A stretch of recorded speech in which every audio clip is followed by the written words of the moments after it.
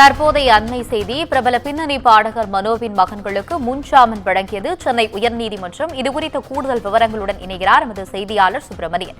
வணக்கம் சுப்பிரமணியன், உங்களுடைய கூடுதல் விவரங்களை சொல்லுங்க. திரைப்பட பாடகர் மனோவுடைய மகன்கள் மீது வளசரவாக்கம் போலீசார் வழக்கு ஒன்றை பதிவு செய்திருந்தார்கள்.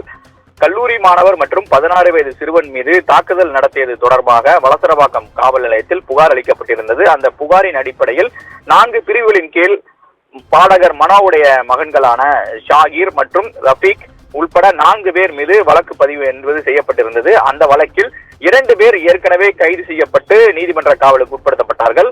ஆனால் பாடகர் மனோவுடைய 2 மகன்களும் தலைமறைவானார்கள். அவர்களை இதுவரை கைதாகவில்லை. இதற்கிடையில் 2 பேருமே முன்ஜாமீன் கோரி பூந்தமல்லி நீதிமன்றத்தில் மனு தாக்கல் செய்திருந்தார்கள்.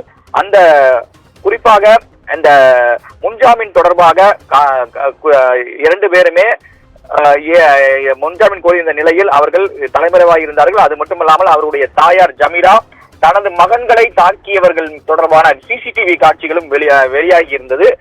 அது மட்டுமல்லாமல் அவர்கள் மீது புகாரும் அளித்திருந்தார். அந்த புகாரின் அடிப்படையில் 8 பேர் மீது வழக்கு பதிவு செய்யப்பட்டிருக்கிறது. 2 தரப்பின் மீதும் வழக்கு பதிவு செய்யப்பட்டிருக்கக்கூடிய சூழ்நிலையில் பாடகர் மனோவுடைய 2 மகன்களும் சென்னை உயர்நீதிமன்றத்தில் முன்ஜாமீன் கோரி மனு தாக்கல் செய்திருந்தார்கள். அந்த மனு மீதான விசாரணையும் வந்திருந்தது. அதன் அடிப்படையில் அவர்களுக்கு நிபந்தனை அடிப்படையில் முன்ஜாமீன் என்பது நீதிமன்றம் வழங்கியிருக்கிறது. 30 நாட்கள் வளசரவாக்கம் காவல் நிலையத்தில் விசாரணை அதிகாரி முன்பு ஆஜராகி கையெழுத்திட வேண்டும் என்று உத்தரவையும் நீதிமன்றம் பிறப்பித்திருக்கிறது.